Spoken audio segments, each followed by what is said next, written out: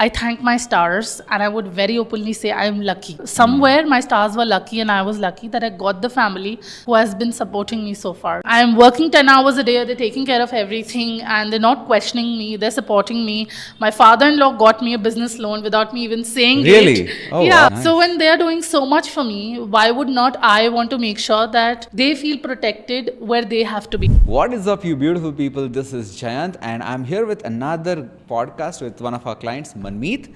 And to tell you a little bit about Manmeet, is like we met her in a Goa summit, and she just saw all the Alpha Club members, wearing this cool T-shirt and hanging out, and she was like, "Oh, what is this community?"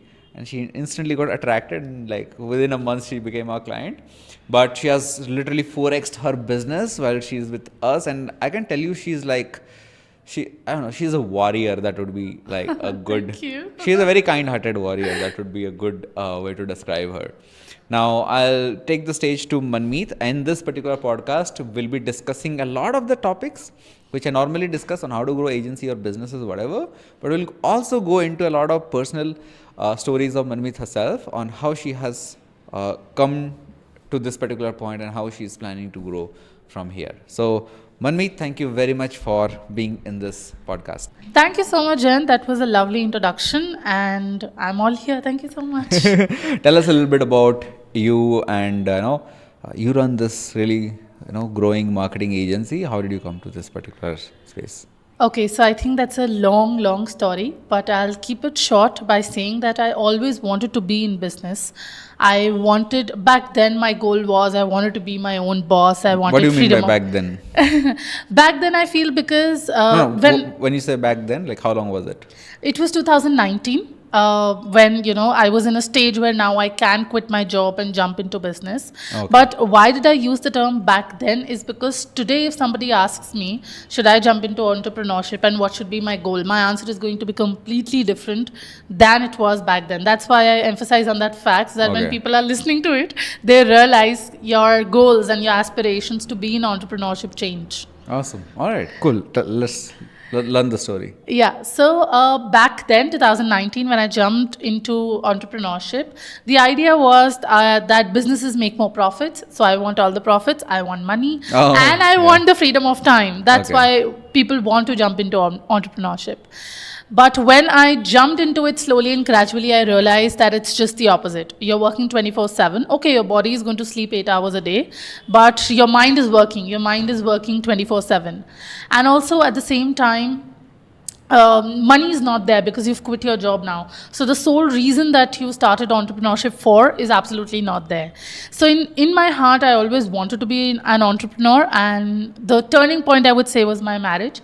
When I got married, now I had my financial backup. I did not need savings.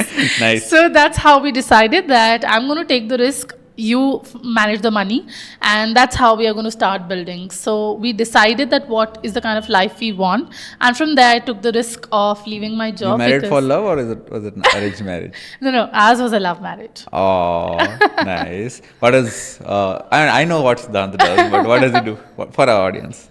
Yeah, so beyond love marriage, ours is also a little bit different, is because I come from a Sikh family, and he's a Hindu who comes from Bihar. So it was also a little bit that, two different people coming together. Our cultural upbringing has been different. Our mindset has been different. And once we started, the one goal that we aligned was that what is our rich life. So the one thing that was common was... I see a book coming. So one thing that was common was what is our rich life. Did you ever read Ramit Sethi's book? I'll teach you to be I rich? watched his Netflix podcast as well. Not the podcast, the series. Series. All the series. So we were very clear that this is the kind of life we want, and this is going to be the first step. We're married now. We are going to support each other, and one partner can take the plunge of quitting the job and testing the waters of entrepreneurship. So that's how I got started in 2019. Oh, okay. And okay, I hope I don't sound racist. Okay, so I see a lot of this women after marriage who want to like start entrepreneurship because it's a risk, right? Right. So when you're taking a risk, it's like you don't know, there is nothing to fall back on. I mean, obviously, you have a marriage and all, but both on a sense of security, like a job or something is usually not there, right? So, did you face any resistance from, let's say, family or anything? अरे job quit मत कर, ये क्यों start करी and all that? No, I don't think I had that kind of a resistance. And I also feel the one thing important here is the family members are important, the support that you get from the society, your relatives, extended family, everything is important. But that one decision that matters is, what does your partner want? Are they in it or not? If they want that you keep working and you need that financial money. So when I say that he was my financial backup, was we sorted out that this is the kind of money we need and we have that. We might not be able to live a luxurious life for the next 1.5 year. We'll have to cut down on the extra expenses on all the Swiggies and Zomatos. But this is what we need to run the house, and that is also the kind of life he wanted. So we were clear there that both of us want this life, and once both of you are clear together, the family gives in. They only want you to be happy. Yeah, to be honest, I'm seeing this. Like after my marriage, I was thinking like, oh, my family used to pressure me, and I used to ignore Yeah. ऐसा बात मत करो. Then when my wife came, I was afraid that okay, pressure might start building up. Yeah. But when we stood when we had this united front, they would just simply give up, like okay, इनको कोई नहीं संभाल सकते, छोड़ो जाने दो. Yeah, so I think the family gives in. Yeah. Right. So that's fantastic. So how did you go from an unemployed, okay, not unemployed, recently quit professional to a business owner, running an agency, hiring employees and everything? Yeah, so I think there's a term for it. It's called self-employed. So as soon Is as it? Okay, that's the right term. so as soon as you quit your job, now you've suddenly become self-employed, because I always make the comparison between working in the business and on the business. So as soon as I had quit my job, now I was the one working in my business. I was responsible to get the business and then deliver the business as well. So I think the story here is because I had gone into digital marketing, and I'll just add a little bit of backstory here. I've been a Japanese linguistic. I've done 3 years of diploma in Japanese, and I was working in IBM. That's where I met my husband. So the initial plan was that I'll jump into entrepreneurship. We'll go to Japan for a year or so, bring business from there, and then do the business from India. Okay. But because COVID hit, we could never go, and Japan as a country is a country of professionals, and you need to be there in person to get business from them. So we couldn't do that. So now that I've done digital marketing, I thought, okay, let's start a digital marketing agency or something in India only. I'll build my portfolio and then try something else. So the first thing I did was, now that I'm self-employed, I don't have the money and I cannot pay another agency to do the work for me. I had to do it for myself. So I took 4 months to do my own website. Once the website was ready, and the kind of person I am, I would go out wherever I could on my WhatsApp, on my social media, and I would shout about it that, hey, I've launched my baby, my business is there, I've done this. So people saw the website and they perceived, okay, she can do a good website. And I started getting website business. Okay. So I thought, okay, let's do websites. And that's where the business started from. Yeah. Slowly and gradually, I realized that, okay, this is the concept of in the business and on the business. I'm getting the websites, I'm working on them, and any website takes about 10 to 15 days or even longer, depending upon the kind of iterations that are going to come from the client. So I thought, okay, this is not sustainable, is because it's one-time projects. Yeah. I'm working in the business and I'm not finding the time to get new business, and then it is a one-time project. The client is going to pay me once and then go. Now where do I go for the next month? So I started putting a little bit of content into there, thinking that, okay, I'll also give social media content that could become a retainer. So now so upsell ho gaya phir. yeah, so now the website is there, now social media content is there, but now the problem is there are no leads, because we all know that now it has become even little saturated. But even back then, 2020, 2021, organic was not something that was really working for everyone, especially on Instagram and Facebook. LinkedIn is still one of the biggest platforms that gives you the leverage of organic content. Oh, I love LinkedIn. Yeah, I absolutely do. But Facebook and Instagram don't. You have to fight for your presence on the platform, and not everybody was ready to put the money into the ads. So slowly and gradually, we started looking for people who have little bit of funds. They might not want lead generation, but they might want to start with awareness ads, just a couple of eyeballs looking at them, so they get that traction.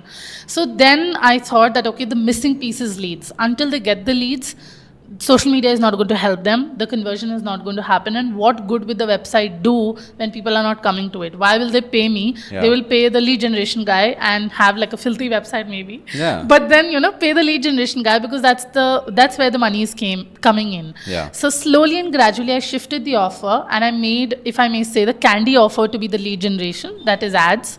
Then I cushioned it on the left with content, because as soon as you see a ad, you'll go to social media and you dig, what you is do this research nowadays. yeah The content yeah has to be there. yeah, even if we have to jump out for a restaurant, you're going to look for the reviews, see how it is, what people have said, and then we'll go to the restaurant. Imagine somebody making an investment or opting in. These days, getting an email ID is also called free, but that's actually investing something, because the person is giving in the email address. Yeah.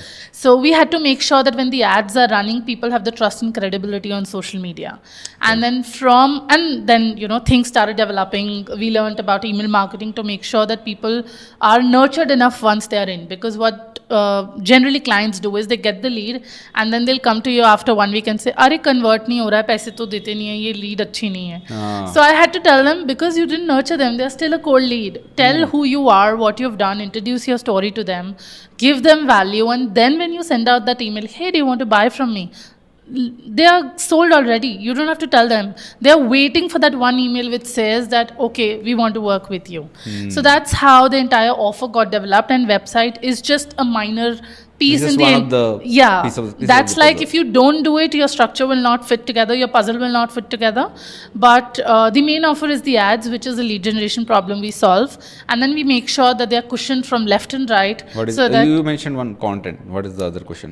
email marketing. So we do Okay. it in two ways. We do a 7-day email sequence, which is the first 7 days of the lead in your funnel, telling them your story, who you are, how you started, what you do, how have you helped others.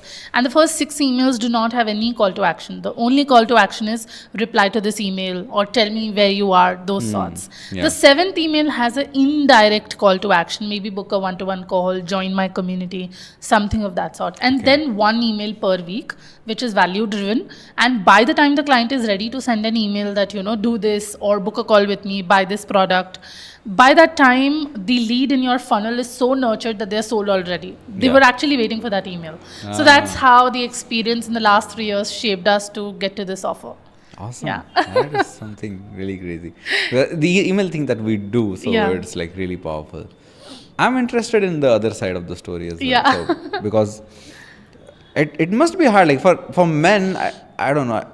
I hope I don't sound like what patriarchist or something. But I normally see with men, it's easier to build a business. Right. It's easier to like do business, take those risks. It's not as easy as it sounds because you have to take care of family, so that responsibility is always there. But with women, there is an extra layer of difficulty. It's like in-laws, then there is Right. like society, right? In fact, from the village that I come from, if the daughter-in-law starts doing a job, then people will comment that अरे वो तो job Yeah, करती है, yeah. husband का पैसा नहीं है. If he doesn't do a job, oh इतना पढ़ाई लिखाई किया, कुछ नहीं कर. Right, It's like right. a lot of the stigma, social stigma is Right, I keeps agree. happening, right? So how did you deal with that? Okay, so I think before I start answering this question, I should say it upfront that I thank my stars, and I would very openly say I am lucky. Okay. I did do things, but I did not do things so differently that people would want to say, okay, we can do this as well. Somewhere my stars were lucky, and I was lucky that I got the family who has been supporting me so far. So from the beginning days, I have been a little rebellious in my own family. The only people I would care about is my parents, because I would think, like, I know this might sound a little rude, but I would say that my parents were the ones who went through the pain and through the slaughter of bringing me up, filling my stomach, and making sure I was getting the right education at the right experience. So if there is anybody who can question me and tell me that you can do this or not do this, those are my parents. And after marriage, I think I would do the same thing. Anything that matters to me is my other set of parents.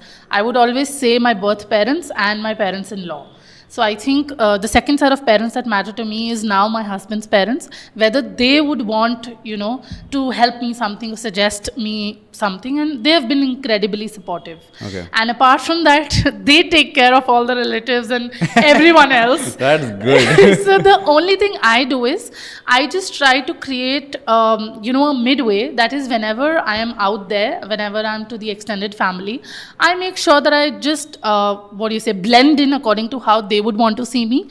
Is because I'm going to be there for like 4 days, 5 days when there's festivity, or maybe even a month in terms if something is going on, then I have to come to my space, my house, my parents. So might as well just give them what they want to see. Okay. For 10 now days. You are like, now it's like sorted. Yeah, so I'm like, why do I have to pick a fight with them and put my parents in trouble, my parents-in-law in trouble, because they're supporting me. Yeah.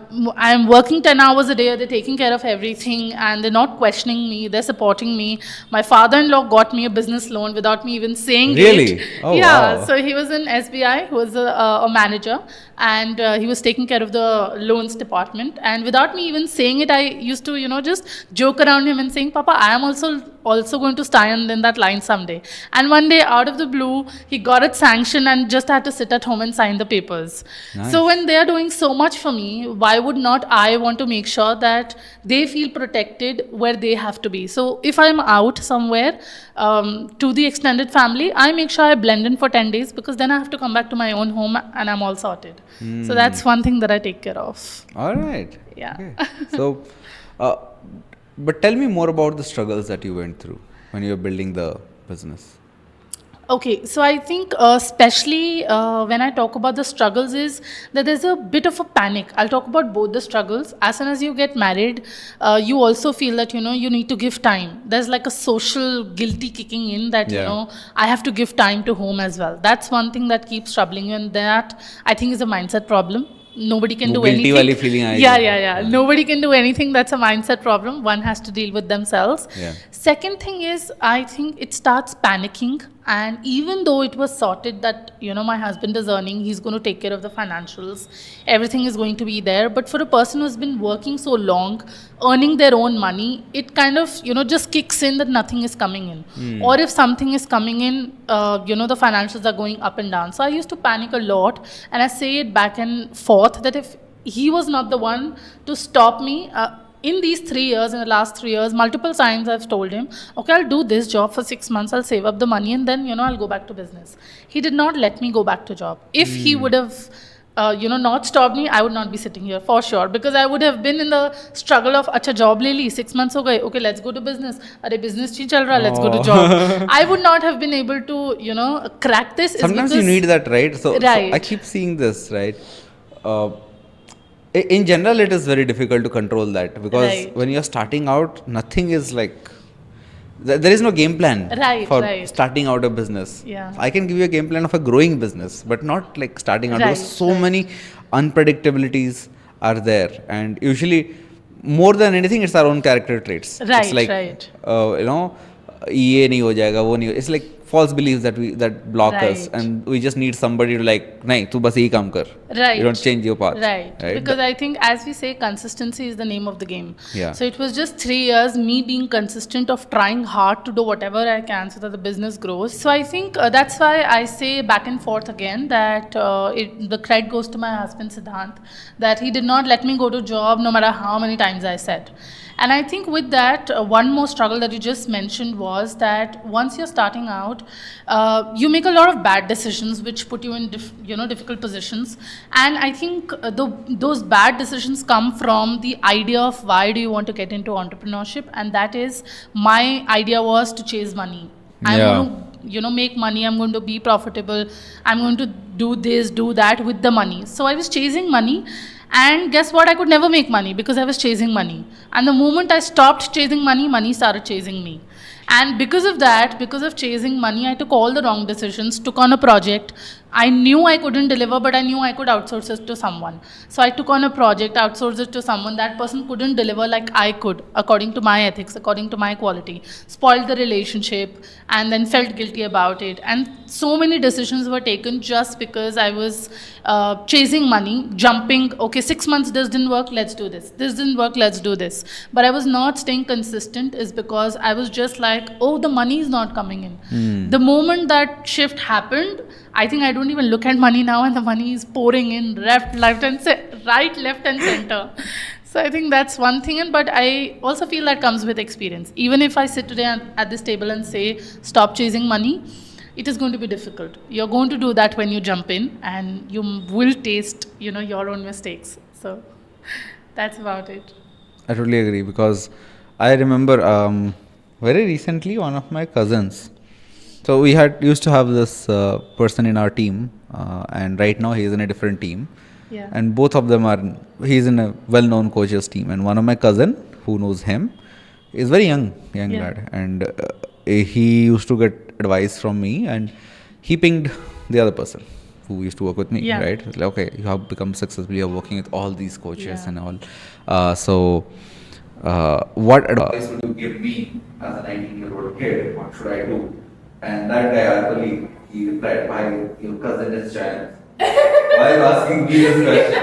And he sent me the screenshot. And I was like, dude, you know what? He literally asked me this question. Like, what advice did you give him or did not give him that he's asking me this question? Yeah. I'm like, I simply told him, just focus on one thing. Yeah. Yeah. And then he was like, oh, I understood. But when I was in that conversation, I would suddenly would remember that I would not take my own correct advice if I was a 19-year-old kid. Yeah, right. Because right now I know, like, I have so many distractions, but like, no, one big, boring business. Yeah. Nothing else. Right. But back then, I would not do that. I would be like, oh, it's not boring here. I should do this. I should do social media. I should do e-commerce, dropshipping. So I would have done that. So I think when you're starting out, you're by default chaotic, and you Yeah. somehow become more orderly in that case. I absolutely agree. Yeah. Has it ever happened that how much of importance would you associate to communities when it comes to like growing businesses? Because I keep seeing this one repeat in my life personally. I am so glad you asked that question, because I can go on for hours. Is because community is not 100 but 1000% important, and I'll talk about my own story here. So The reason why I asked this question because Manmeet manages the entire Zendler, this is a LMS platform for coaches in India. She heads that entire department. So that's why I was like, okay, tell me about it. Yeah. Thank you so much. I would definitely share about managing Zenler as a community as well, but I would like to highlight about the community that I am a part of, and I would like to highlight on that is because I give the credit of my growth 100% to the community I'm part of, because I think I took that, yeah, Alpha Club, 100%. I'm endorsing it and I'm not paid. You got paid. You got paid. Yes, definitely. That's the kind of increment I've made. But Jen did ask me to say this. I'm saying it with all my heart. So I think I took that one decision to go to the Goa Beach Summit in February. And I started to talk with Didi, I started talking with Jayant. And then I think in 1 month I came to Bangalore for the Deep Marketing Summit. And that's where I decided I'm going to be a part of Alpha Club. And I think back then I was making 1.5 lakhs. My agency was making 1.5 lakhs. And from there, I'm sitting in, I think, October. And I don't even realize it's been 6 months. I really feel कि 6 महीने तो बहुत कम है. I'm definitely been in the club for more. Doesn't feel like 6 months. And I'm close to 5 lakhs a month. And I'll tell you why. The reason is because in the community, everyone is an expert and you get to pick the brains of the best in the industry. If I talk about my agency right now, my co-founder Lakshdeep, he's learning content writing from Supriya Jain, who's the best in her industry. My video editor is learning from Harry, who's again the best in his industry. Then, of course, I am learning from Jayant and Didi, who are, the OGs of their industry. And we're working with Srinivas, who's the best when it comes to, developing systems. And I can go on, the list is long. So the best in Alpha Club, I'm already working with them, and I'm pretty sure that on earth it was not possible when I was not a part of this community. I wouldn't have been able to pick all of them separately. Maybe I would have crossed paths with Harry someday, or maybe with Supriya someday, but getting everyone in one room at one point in time, sitting with people and learning from them and picking their brains at one point in time was definitely not possible on earth, and that's the only reason why I'm growing. So I tell this to you, my team, my husband as well. The more I spend time with the people who are already ahead of their game, someone who's doing 10 times better than me is going to pull me up. And that's the mantra. I've been doing this for 2023, only traveling, meeting people, learning from them, and then I'm not looking back. And I'm pretty sure 1 year from now, I'm going to sit right here and give you a testimony 100 times better than this. So happy.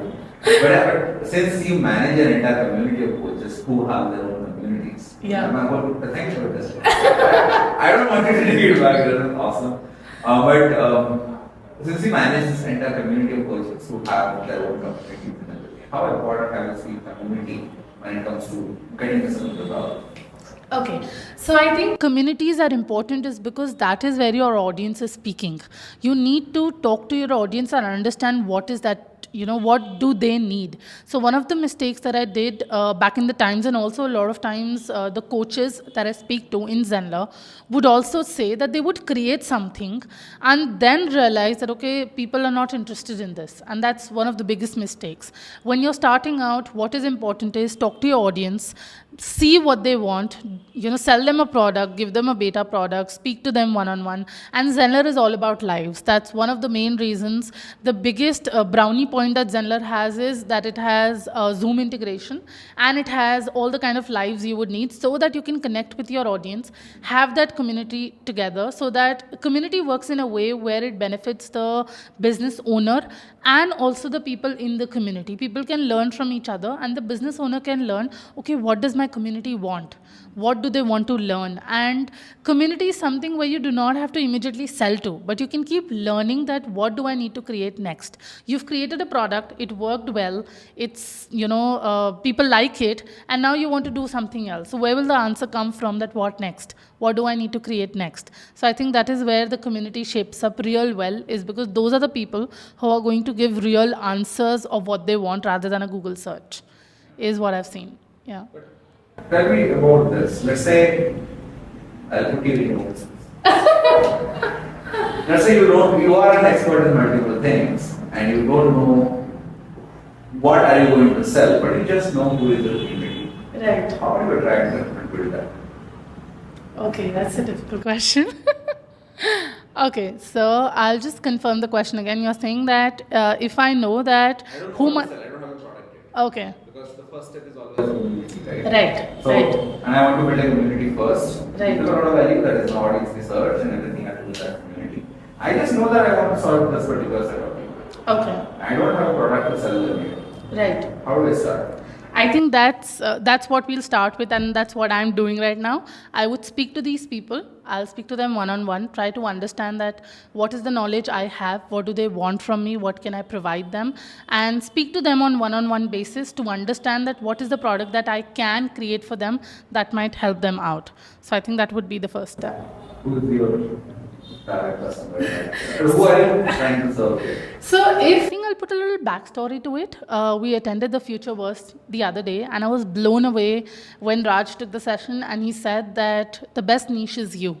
Create mini yous. So I think that is something I'm really passionate about, seeking out and helping, women who want to grow in their life, who want to build businesses, and at the same time, they also want to enjoy the other part of their life, that is marriage. Have a happy marriage, yet be a successful entrepreneur. I think that is the kind of audience I would attract and would want to serve. Okay. And obviously you don't have a product ready yet. Yeah. Build like a community Yeah. around it. So yeah guys, whether if you are somebody who is married and want to support your husband, and whatever your motivation is, you want to support your in-laws, support your, Mikey ka family, whatever, right? And we're working with Manmeet to bring this idea into fruition. And because the other day I was talking to Manmeet, who do you want to serve? And the answer that came out of our exploration was like, I want to serve the 5-year-old me.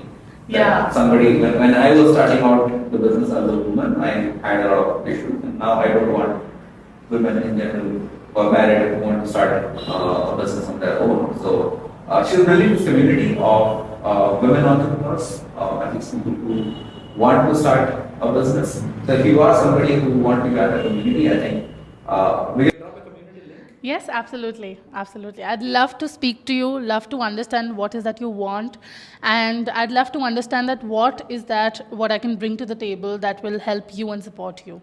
So So, any final words to our audience? I think the only thing I would say that I say everywhere is I don't know how easy would it be for you, but if you want to jump into entrepreneurship, do one thing is that either have, if you're already in a job and you want to jump into entrepreneurship, at least have 6 months of your salary in your bank account or at least make 50% of what you're earning. So, what I'm saying is that, for example, yeah, so what I'm saying is, for example, let's assume the salary is 10,000. So at least have 60,000 in your bank account if your salary is 10,000, or start freelancing before you quit your job and at least make 5,000 per month. That is 50% of your already doing. Now, this money might not support you as soon as you leave your job. What this is going to support you with is a mental peace. That's all we need, because once you jump into entrepreneurship, the panic happens right here because the money is not in the bank account. So if you have a peace of mind, you'll take better decisions, and that money can sit there. You might not even use it because your family is there, your partner is there, and money is not a problem for you. But what you need is support here, and that can only come when you have money in your bank account. So don't chase money if possible, and do it by keeping a proportion in your bank account. That would be my final words. Awesome. Thank you very much, Manmeet, for being such a great host. Thank you. And if you guys loved what she mentioned, then type it in the comment or share it with the friends. You might be in touch with other women, aspiring women entrepreneurs who want to build like a freelancing business, agency business, a coaching business, whatever. Share this video with them to really make them feel powerful if you get some value out of this. Thank you very much for watching, and see you in the next video.